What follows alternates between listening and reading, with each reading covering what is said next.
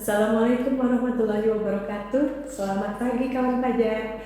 Jumpa lagi dalam acara podcast KPP Pratama Balikpapan Barat. Nah, kali ini kita akan ngobrol-ngobrol lagi nih mengenai Kortek ya. Karena kita sudah memasuki masa implementasi Kortek yang sudah dimulai sejak 1 Januari 2025 ya, Sagung ya. Nah, yang sekarang itu implementasinya kawan pajak pasti sudah merasakan ya sendiri bagaimana impresinya dan pengalamannya dalam menggunakan Kortek itu sendiri. Nah, kali ini dalam kesempatan podcast kali ini kita akan ngobrol-ngobrol nih ya. Karena kan dari Kortek sendiri itu kan ada 5 probisnya ya Mas Agung ya. Di dalam Kortek itu ada 5. Ini koreksi kalau saya ini ternyata ada yang kelewat di saking semangatnya nih ya pagi ini ya. Jadi yang pertama itu nanti registrasi, kemudian yang kedua pembayaran, ketiga pelaporan SPT, keempat layanan perpajakan, dan kelima taxpayer atau manajemen atau TAM. Nah, tetapi dari 5 ini kita cuman bahas yang kita bahas pertama kali ini satu dulu ya, Mas Agung ya. Di kesempatan kali ini kita akan membahas satu dulu. Satu dulu. Nah, pasti kawan pajak ini penasaran nih, apa sih yang mau dibahas? Tapi sebelum kita mulai, kita perkenalan dulu dong. Kembali memperkenalkan diri. Saya Rahmawati sebagai penyuluh KPP Pratama Balikpapan Barat yang akan didampingi oleh rekan saya di samping. Silakan Mas Agung. Saya Muhammad, penyuluh juga. Ini kan tadi ada 5 ya probisnya. Nah, sekarang yang dibahas cuma satu nih, satu dulu ya. Karena satu ini katanya juga terbagi lagi ya. Berarti yang pertama kali kita bahas itu adalah registrasinya ya. Nah, untuk bahasan registrasi ini, registrasi proses bisnis registrasi Kortek ini seperti apa sih? Tolong jelasin jadi kepo ini. Baik. Jadi kan juga disampaikan Mbak Nani, probis di Kortek itu kan ada 5 ya. Salah satunya adalah registrasi. Proses bisnis registrasi ini sebenarnya proses bisnis yang paling awal ya, paling basic, paling dasar sebelum kawan pajak ini bisa menggunakan aplikasi Korteksnya. Berarti yang basicnya ya? Yang basicnya betul. Jadi selama kita udah implementasi sejak 1 Januari ini kan kita udah 4 bulan ya Mbak. Sebenarnya juga udah banyak kawan pajak yang sudah melalui proses bisnis registrasi ini. Ya, karena kan itu gerbang pintunya dulu ya. Proses bisnis registrasinya ruang lingkupnya ada 6. Ada pendaftaran NPWP, jadi sebagai bagian dari self assessment pendaftaran NPWP, lalu ada aktivasi pajak, lalu ada sertifikat elektronik, ada pemindahan NPWP, ada perubahan data, dan kredit penghapusan. Di kesempatan kali ini kita mungkin bahas 3 ruang lingkup yang pertama ya Pak. 3 ruang lingkup dari proses bisnis registrasi ini sebagai gerbang atau karena gerbang awal menggunakan aplikasi Korteksnya. Kita akan bahas ruang lingkup dari sisi pendaftaran NPWP, aktivasi aplikasi pajak, dan tanda tangan atau sertifikat. Berarti kan tadi kan 5 probis awal tuh ya, terus ternyata dari registrasi sendiri terbagi lagi jadi 6 tadi yang sudah disampaikan oleh Mas Agung. Nah, kemudian kan setelah itu kan kita bahas ke 3-nya dulu ya, 3 dulu ya, dari pendaftaran NPWP, aktivasi akun WP ya, sama tanda tangan elektroniknya nih. Nah, bisa dijelaskan detailnya? Oke, baik, kita mulai dari ruang lingkup yang pertama ya, karena dari proses bisnis registrasi. Proses yang pertama adalah proses bisnis pendaftaran NPWP. Jadi pendaftaran NPWP ini kan ada terbagi dari orang pajak bisa mendaftar NPWP ini lewat 3 saluran. Jadi klik call encounter. Kalau klik ini lewat Cortex, call lewat klik pajak 1.200 dan counter itu melalui loket di KPP atau Kementerian Pajak. Kita akan bahas dari sisi klik lewat Cortex. Mungkin kita bantu screenshot ya. Alamatnya di Cortex cortex.djp.pajak.id. Jadi sejak implementasi Cortex semuanya gerbang pintunya melalui Cortex tadi. Kalau sebelumnya mungkin kalau ada mengenal website e-registration sudah tidak digunakan lagi. Jadi untuk mendaftarkan kita menggunakan Cortex. Nah itu mulai kapan tuh? Mulai 1 Januari 2025. 1 Januari ya, 2025 ya. Iya. Jadi kalau step by stepnya kita coba bantu pengen pajak ya. Pertama buka dulu cortex.djp.pajak.id. Nah tampilannya kita tampilan screenshot. Nanti di tampilan awal di cortex.djp.pajak.id itu ada beberapa menu. Ada menu daftar di sini, ada menu aktivasi, ada menu lupa sandi. Nah untuk registrasi pendaftaran NPWP ini kita klik menu daftar di sini. Daftar di sini ya. Jadi banyak kawan pajak yang miss informasi. Jadi sudah benar nih buka halaman konteksnya, sudah punya NPWP, lalu belum bisa login konteks. Nah, yang miss informasinya adalah kawan pajak ini template-nya daftar di sini. Nah, itu adalah menu daftar di sini itu untuk kawan pajak yang belum memiliki NPWP. Oh itu. Ya, atau sekarang kan sebenarnya NPWP itu adalah sebenarnya NIK ya. Iya. Atau belum mengaktifasi NIK-nya menjadi NPWP. Atau mungkin kalau kawan pajak mau mendaftarkan NPWP badan usaha ya, tapi belum mendaftarkan NPWP badan usaha. Nah, setelah klik daftar di sini itu ada pilihannya. Ada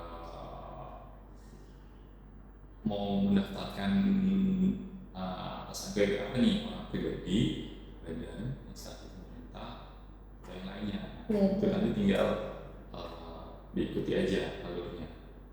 Gimana? Setelah klik permohonan yang dimau, apakah mau mendaftarkan NPWP orang pribadi atau badan usaha atau badan.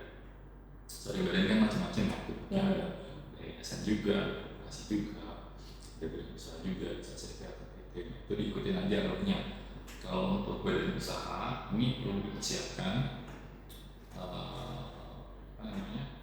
akte pendirian, lalu SK pengesahan Kemenkumham, lalu KTP, data KTP pengurus, karena nanti ada yang input NIK seluruh pengurus, nomor pengesahan, nomor akte, itu ada 7 tahapan lagi. Jadi memang lumayan banyak ya. Ada input identitas, ada input data ekonomi juga, termasuk nomor rekening, ada juga input nanti tagging alamat. Nah itu dari tahapan itu diikutin aja alurnya. Itu bayangan untuk wajib pajak badan usaha. Kalau untuk wajib pajak orang pribadi, berarti tadi setelah pemilihan orang pribadi, nanti pilihannya ada 2, punya NIK atau tidak punya NIK. Nah, kalau pertama NIK, pilihannya NIK. Lalu pilihan nikah itu dia ada dua pilihannya, mau mengaktifasi NIK-nya sebagai NPWP atau hanya mendaftarkan saja untuk Cortex. Jadi register only di situ tulisannya, hanya registrasi. Nah ini bedanya gimana? Jadi kalau register only itu semacam gini, mungkin kalau aja mungkin suami istri, kan suami istri, istrinya ikut ikut NPWP suami. Istrinya ini kalau mau login Cortex sendiri itu bisa, itu hanya dengan register only tadi, hanya registrasi. Ya, jadi tidak perlu mengaktifkan NIK-nya sebagai NPWP. Jadi tetap NPWP-nya itu suami.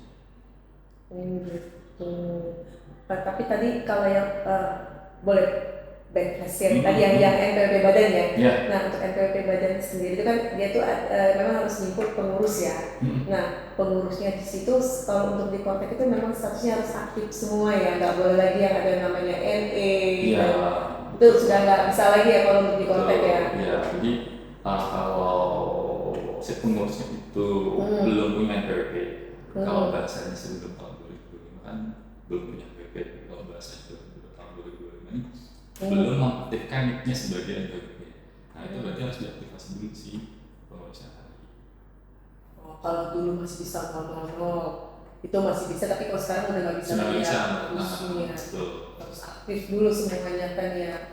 Status NE juga dulu tuh bisa gitu kan, tapi sekarang udah nggak bisa lagi kan.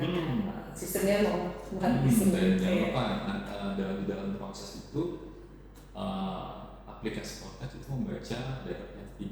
Jadi misalnya NIK itu harus sesuai dengan yang terdaftar di Dukcapil, SK Kemenkumham ya sesuai. Harus sesuai sama semua ya. Dan jangan lupa penulisannya dalam huruf kapital.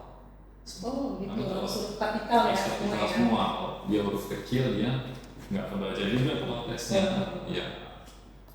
Gitu, saya pikir besar itu bisa pesan. Dia harus kapital semua. Iya. Jadi dia menggunakan wajib pajak registrasinya menggunakan PC atau laptop ya. Jadi jangan menggunakan handphone karena kan kecil banget. Iya. Dan juga nggak semuanya handphone juga bisa juga ya buka Cortex, karena saya juga pernah buka punya saya malah nggak bisa, tapi yang lain juga bisa. Nah tapi nanti kalau bisa memang PC atau laptop ya lebih besar ya biasanya. Iya, balik lagi nih kayak yang tadi yang orang pribadi ya. Tadi pilihannya mau aktivasi NIK atau hanya registrasi saja. Nah kalau hanya registrasi saja tadi seperti itu. Jadi kalau aktivasi tadi? Ya kalau hanya registrasi berarti contohnya tadi seperti misalnya istri jalankan kewajiban yang sama dengan suami, untuk istri hanya pilihnya hanya registrasi. Tapi kalau menjadi aktivasi berarti punya kewajiban sendiri nih, ya melaksanakan hak dan kewajiban sendiri atau berani sendiri. Sama tahapannya juga ada 7 tahapan, itu input identitas, NIK, nama orang tua. Jadi yang perlu dipersiapkan adalah KTP dan kartu keluarga, karena nanti ada input nomor kartu keluarga juga, ada input data ekonomi juga. Ya, ada 7 tahapan. Nanti kita screenshot ya. Sama juga ada harus huruf kapital juga, dan dia ngebaca data pihak ketiga. Seperti tadi, NIK harus sesuai dengan data Dukcapil, nama orang tuanya sesuai dengan data Dukcapil, NIK suami. Sesuai dengan yang screenshot di bawah ini. Nanti kita bentuk kampanye dengan screenshot. Jadi diikuti saja 7 tahapan itu. Nanti pada akhirnya selesai ya langsung punya tuh kartu NPWP dalam bentuk elektronik. Fotokopinya dalam bentuk PDF. Atau kalau misalnya masih kesulitan juga, tadi kan masih ada 2 saluran lagi ya. Dengan saluran kering pajak, call 1.200 atau melalui kontak KPP atau datang ke loket. Berarti yang tadi kan langsung dapat kartu NPWP syariah baru kita itu terkirim ke akunnya wajib pajak yang bersangkutan ya. Iya, Di betul. nanti di menu portal saya dokumen itu ya kalau nggak salah ya, kita muncul semua di situ ya. Iya. Nah, terus kalau yang terkait sama Evin itu gimana tuh? Ini Evin, ya tentunya ada hubungannya nggak sih pada saat kita pertama kali aktivasi akun Cortex sendiri? Perlu Evin nggak sih? Atau gimana? Ya, jadi ini sebenarnya masuk ke ruang lingkup yang kedua ya. Nah, Oke. masuk ke ruang lingkup yang kedua. Jadi kalau Evin ini kan sebenarnya untuk di Cortex sudah tidak digunakan. Evin ini kan digunakan untuk registrasi di DJP online. Nah, Cortex sendiri ini masuk ke ruang lingkup yang kedua. Tadi setelah pendaftaran NPWP, masuk ke ruang lingkup yang kedua itu adalah aktivasi. Aktivasi akun wajib pajak itu ya. Ya, jadi kalau dulu ini namanya daftar Evin dulu. Jadi kan kalau dulu kan sebelum Cortex di DJP online itu kan kita membutuhkan Evin untuk bisa registrasi di DJP online. Nah, kalau di Cortex kita nggak butuh Evin lagi, kita cukup mengakses menu aktivasi akun wajib pajak. Nah, ini tadi ada sambungannya nih, tadi yang di awal tadi saya sampaikan. Wajib pajak ini kan yang belum login Cortex ini biasanya misinformasi. Ketika dia sudah punya NPWP, dia mau login Cortex, dia justru aksesnya menu daftar di sini. Padahal menu daftar di sini itu untuk pendaftaran NPWP. Nah, sedangkan untuk bisa menggunakan Cortex, bisa login Cortex itu menggunakan menu aktivasi akun wajib pajak. Nah, ini coba saya detailkan lagi. Jadi aktivasi ini sebenarnya dia dipergunakan untuk wajib pajak yang belum pernah login di DJP online. Jadi memang Cortex ini membawa data dari DJP online. Jadi kalau untuk wajib pajak yang sudah pernah mengakses DJP online, itu aktivasi akun di Cortex-nya itu menggunakan menu lupa kata sandi. Lupa kata sandi itu ya. Jadi memang agak-agak tricky ya ibaratnya. Kan lupa kata sandi kan saya nggak pernah bikin, banyak orang pajak yang suka bilang, loh kan saya nggak pernah bikin kata sandi, kok saya mesti lupa kata sandi gitu. Atau saya nggak lupa kata sandi kok disuruh lupa kata sandi. Iya, betul. Karena itu dia ada kaitannya dengan DJP online. Jadi dia membawa data DJP online, tapi dia passwordnya berbeda. Jadi makanya menggunakan lupa kata sandi. Jadi tadi opsinya dua nih.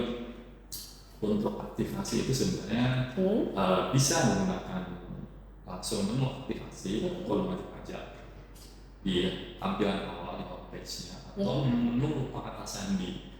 Kalau menu lupa kata sandi ini sebenarnya digunakan untuk wajib pajak kaum pajak yang sudah pernah menggunakan DJP. Nah, coba dulu menu lupa kata sandi. Nah, setelah itu ada tampilan user ya. Iya, usernya. Kita masuk tampilannya. Usernya kalau dia orang pribadi, dia menggunakan nik. Kalau untuk bayar, dia menggunakan NPWP 16 digit.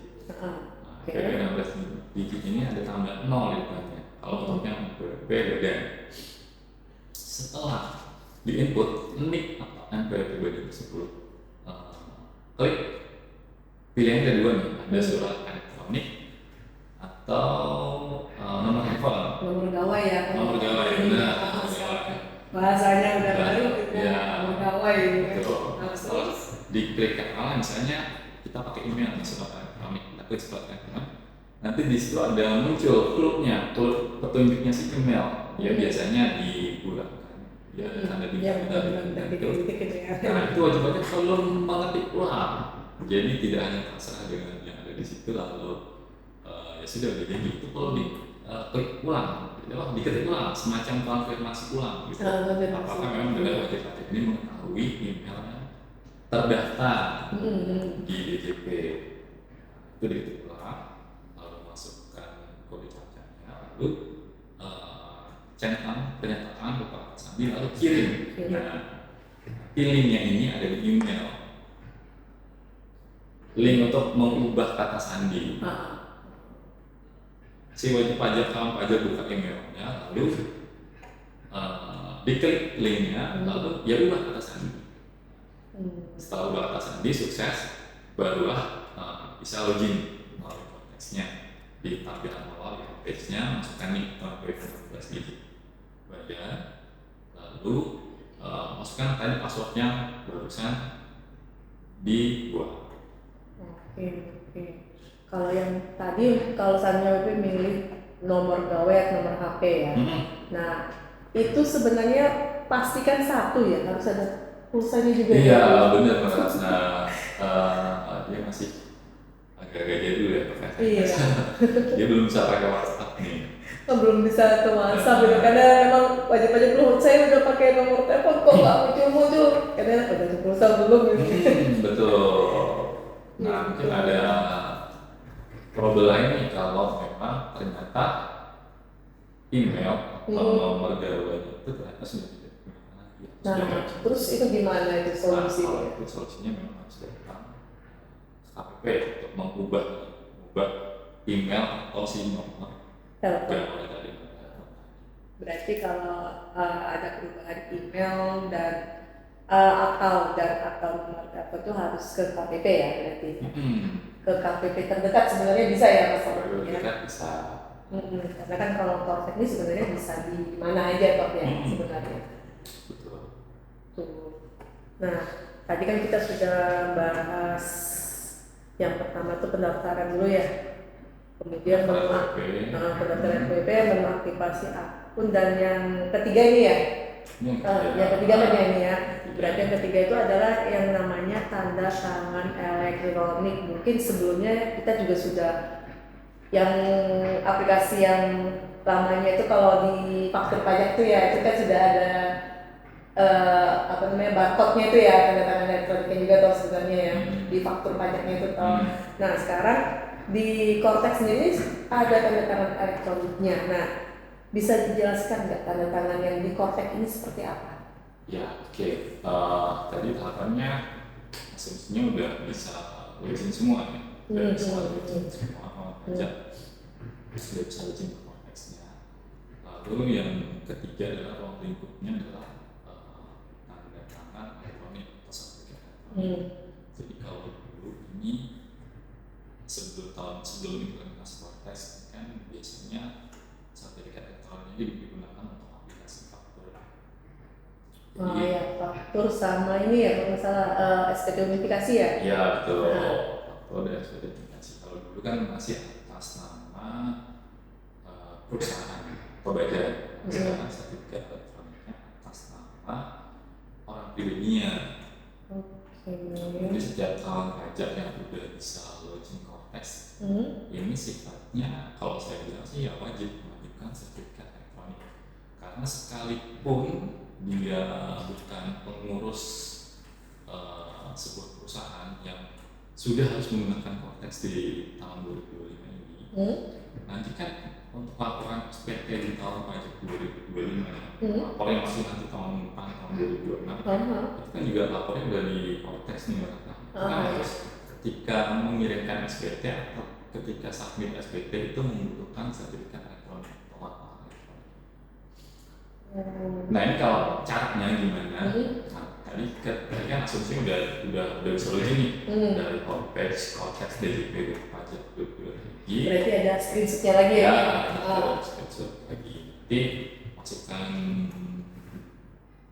ini, lalu masukkan password tadi dua, lalu login. Nah, setelah login nanti ada menu portal saya. Jadi ini ada screenshot juga portal saya. Di paling sebelah kiri tampilannya, lalu ada drop down-nya itu permintaan kode otorisasi atau sertifikat elektronik. Nah itu diklik, nah itu nanti di scroll aja ke bawah, nanti ada pilihannya kode otorisasi DJP. Nah itu dibuat passwordnya itu ya yang pasti sifatnya rahasia, nanti kan akan berkaitan dengan kewajiban pelaksanaan dan kewajibannya nanti PT dan sebagainya. Itu dibuat minimal penizin, penizin huruf besar, huruf kecil, angka dan tanda baca.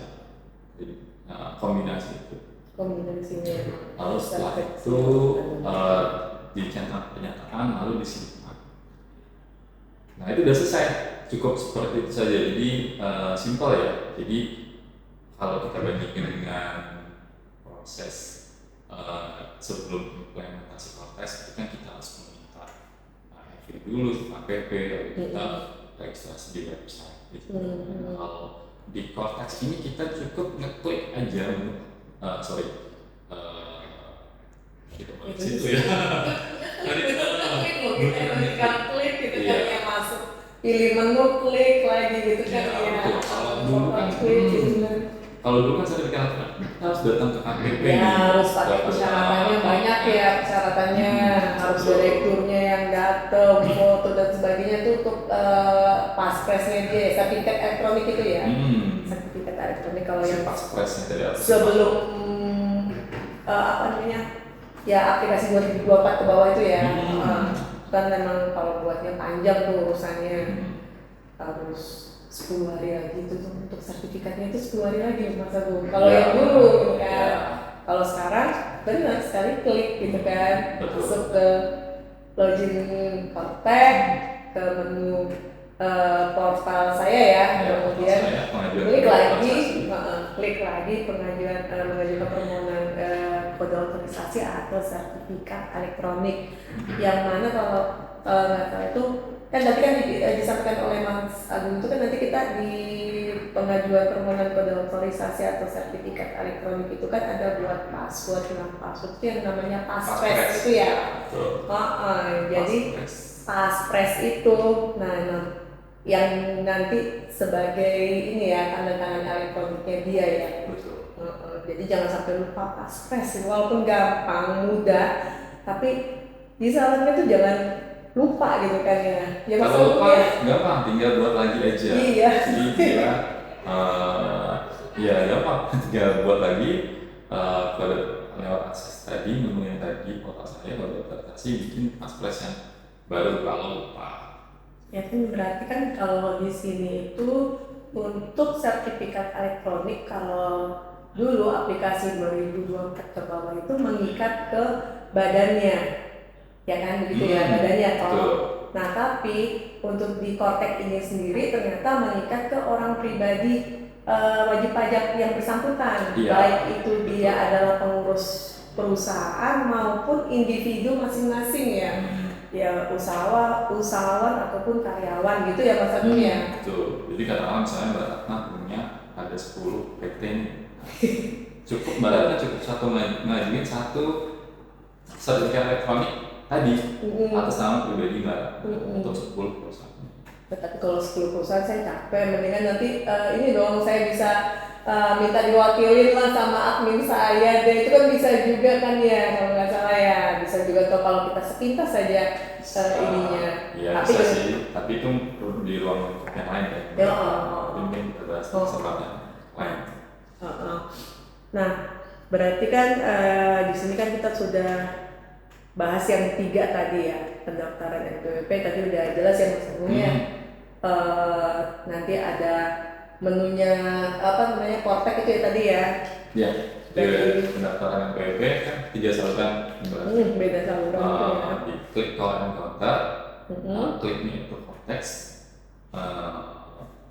Karena juga tinggi kan assessment, jadi wajib mau data sendiri nih misalnya klik nggak mau data KPP kita di konteks DJP dan pajak lagi akses menu daftar di sini. Daftar di sini tuh ya. Berarti jangan lupa ya kawan pajak alamatnya ya. Ini jangan lupa nih alamatnya tuh cortex.pajak.go.id. Jadi kalau kita googling tuh hasilnya juga agak aneh sih sebenarnya. Ada reject sekian. Oh iya, dulu kayak gitu tuh ada reject. Sekarang juga masih ya, tapi itu nggak apa-apa diklik aja. Karena memang nanti itu website yang benar sih. Oke, kalau gitu. Nah, Terus tadi tadi pendaftaran NPWP, yang kedua itu aktivasi akun wajib pajak ya tadi ya. Kemudian sertifikat elektronik. Ya.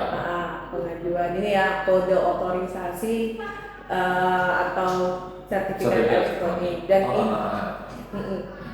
ini wajib ya, soalnya nanti kalau dia punya perusahaan, ternyata si PIC-nya, si direkturnya ini belum mengajukan permohonan kode otorisasi itu, maka pada saat dia pelaporan di SPT masanya dia itu nggak muncul akun ternyata. Iya betul, dia nggak akan bisa menandatangani SPT-nya itu secara elektronik. Tentunya ya SPT-nya nggak bisa dilaporin. Iya, kalau telat kan kena sanksi lagi kan ya. Gitu. Nah, baiklah kawan pajak. Sekilas penjelasan 3 probis dari registrasi yang tadi sudah dijelaskan nih sama Mas Agung nih ya. Nah, Mas Agung, closing statement-nya, monggo silakan. Closing statement-nya oke, saya lihat aja mungkin ya. Jadi dalam proses sekalian langsung ditutup ya Mas Agungnya. Di dalam proses bisnis registrasi ini kan ada 6 ruang lingkup ya.